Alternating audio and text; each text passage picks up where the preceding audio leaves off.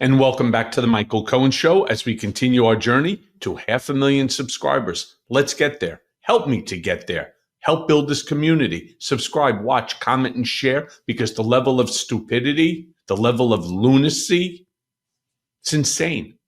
Meanwhile, we just got another round of abysmal, let me say that again, abysmal job numbers. Even after Trump went ahead and fired the person in charge of statistics last month because he didn't like that data. Only 22,000 jobs were added last month. The expectation was hopefully no less than 75,000. 22,000. This is just yet another example of how Trump's ego is literally the only thing that matters. Not whether you can get a job or if your family can afford food, rent, electricity, etc. Nick Akerman joined me on Mea Culpa to literally help me break down how Trump's firing of experts and meddling with the Federal Reserve is damaging our economy in ways that will be totally irreversible. Play the clip. This is all going to come home to roost pretty soon, and people are going to realize that inflation is going to be going through the roof, and it's because of these tariffs. I mean, this is all self-inflicted wounds that we're experiencing because of Donald Trump. The American people are suffering. You know, you bring up a good point. That day has already come, all right, where several months ago, 90 days ago, Trump made the announcement that he was imposing a tax. And then, of course, that whole taco meme, Trump always chickens out, came about. But no, he went ahead and he declared a certain tax, for example, on China, certainly on Canada, as well as South Korea and many other countries, as all part of his 90 deals in 90 days, none of which have any truth to it, because there's not one single deal that exists on paper, not one. But right. Here's the bigger problem. So companies like the Walmarts, the Costcos, the Amazons, they turn around and they did a calculation of what items sell, right, on the highest, on the highest basis. And then they purchased more of those so as to avoid any future tariff. Well, right now, that day is over, where you cannot buy the goods coming in from China without this 10 or 15% tariff. The problem that everyone that I know that's in this industry, and I have a few friends that are, every single one of them is saying the exact same thing. The company that's transporting their product, they know that there's a tariff. They just don't know exactly how much, because not all areas have the same tariff amount. Some items don't have a tariff at all. They don't know how much to collect, and worse, they don't even know where to send it to. Right. Why? No, it's just a mess. It's a total mess. And the sooner this can be eliminated, the better. But, I mean, look, Nick, let me ask it to you this way then, because these tariffs supposed to be strategic tools, right? Strategic tools that Trump will use to get foreign countries to capitulate to whatever he wants. He's using them as well as a weapon. Of course. Some countries who he does not like as a weapon of revenge. Yeah, Brazil. Right? There you go. To others, he's using it in order to form relationships with, or better relationships like Russia, right? Which, by the way, has zero tariff, right? Now he slaps new ones every single time some foreign leader says something or insults him or doesn't capitulate to whatever it is that he wants. Let me ask you this again, as a guy who was in the Nixonian administration, how dangerous is that level of volatility to our global market? It's clearly dangerous to the economy. There's no question about it. You can't run an economy like this. That in itself is bad. But again, what he does is he's modeling everything he does on the Supreme Court case that gave him immunity. As long as he can say his act is official. He officially put out a executive order on the tariffs. Therefore, it's official. He's basically insulated himself from any criminal liability on anything he's done, whether it's law firms, whether it's colleges and universities, whether it's former people who worked in his administration.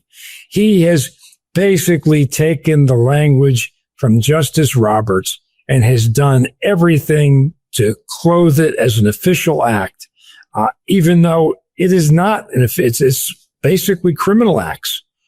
He's basically flouted these statutes, and he's trying to make it look as though this is all, on the up and up. But in effect, his motive here and his intent is really criminal right across the board. That's what he's doing. It's funny because you use it that it's criminal. You know what, to me, I find criminal? When they fabricate numbers of the scale, the magnitude. Hundreds of billions. No, it's not even hundreds of billions anymore. It's trillions. Trillions and trillions of dollars have come in so far. $11 trillion. I think even Caroline Levitt turned around and said that Trump has created $11 trillion of wealth to this country from foreign nations that are investing in the country. And so, you know what you're talking about there? If in fact that was true, every single person would have free health care. They would end up, there'd be no IRS, no need for tax. We'd have a surplus in this country. It's not spin anymore. Those days of the spin bullshit, it's over. You think that this is crossing into outright fraud against the American people, against the American public? Because I see it that way. Yeah, it certainly is. But again, what can you do about it other than to vote these guys out? I mean, it really is, the Supreme Court has given him a free-for-all, basically. And he's taken this immunity case just like a big business would look at the antitrust law and try and figure out what they can do and what they can't do.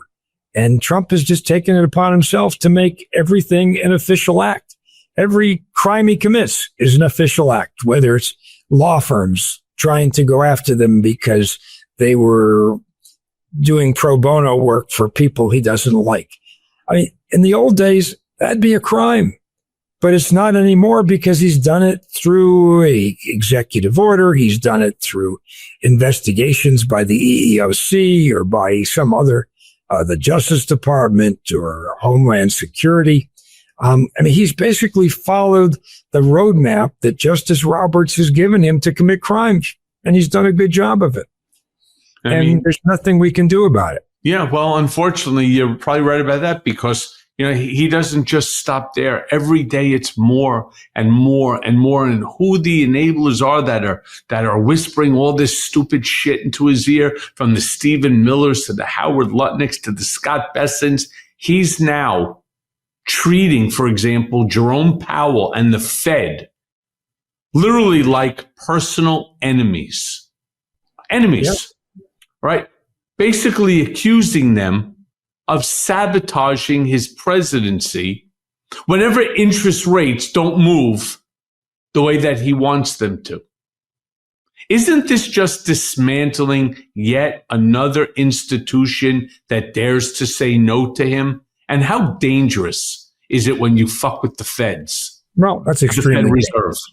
That's extremely dangerous because it also affects our worldview in terms of other countries and whether they're willing to invest in the United States. It's going to affect, actually, at the end of the day, the real interest rates on bonds and what we have to essentially do to be able to get money loaned to the government.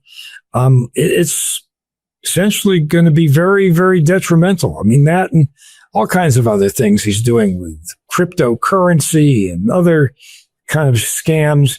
I just don't have a lot of confidence that we're headed in the right direction. Well, because we're not. Look, here's what we all know. Every American, I don't care what your educational background is, monetary policy works best when it's independent. I think everybody understands that you need the Federal Reserve to be independent. Yet, for whatever the reason is, this Trump administration, they seem absolutely 100% hell-bound on turning it into a political weapon. Yeah, and they've weaponized the government against them. They are doing investigations of Lisa Cook. They're doing investigations of everybody in the Fed. I guarantee you they have actually done investigations, background investigations on every person on that Federal Reserve Board. They're doing anything they can find to come up and concoct some ridiculous notion that there's cause to fire these people. That's what he's trying to do. And, you know, we don't even know what else they've done that hasn't been successful. I'm sure there's lots of that. But even this whole thing with Lisa Cook, that is such a phony charge on mortgage fraud. They have not done the work on that. Her defense is that there was an administrative error. And if there was an error, what have they done to blunt that defense? I mean, normally if you're trying to put together a mortgage fraud case, you go out and you talk to the banks and the people who dealt with the lender. You find out what was said, who did what on what application, et cetera, et cetera. They haven't done any of that. They just look at something and say, oh, there's got to be fraud here because, you know, one document is a little bit different than the other document. I mean, if anybody should know about fraud, it's Donald Trump. He's been convicted on 34 fraud counts, and he knows what it takes to be convicted on fraud.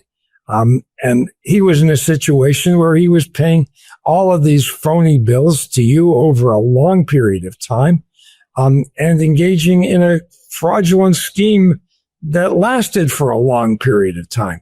I mean, he, more than anybody, ought to appreciate fraud. And when you look at the Lisa Cook thing, I mean, there's nothing there. It's just nobody's done any homework here to really understand whether there's even a chance of there being any kind of fraud here. So, hey, let me ask you this. Let me move to a completely different topic, because I was reading in the paper that there are allegations right now under our Department of Defense, our Homeland Security, our FBI, and so on. There are these allegations that is suggesting U.S. intelligence under, again, this administration was directed to spy on Greenland. Yeah, Greenland. Oh, it's a very dangerous place. Why would he fixate on this frozen outpost unless there's some, I don't know, personal or financial angle that's going on here? I know that he talks about incorporating Greenland into the United States as part of a trade route or something like spying on an ally. Explain this to me if you can. I don't think anybody could explain it to you. There's really no really good reason other than he's trying to satisfy his own ego and thinks that he can somehow add to the United States. I don't know what it is, but none of this makes any sense. I mean, he doesn't treat our allies like allies. He treats our enemies like allies. Everything is topsy-turvy with this guy. And to try and explain his sick mind is pretty much impossible. Hey, everyone. First of all, thanks for watching. I mean, we're going to be posting daily episodes with reactions and talking about politics. We'll be talking about everything, in fact. So please like and subscribe. Join us on this journey.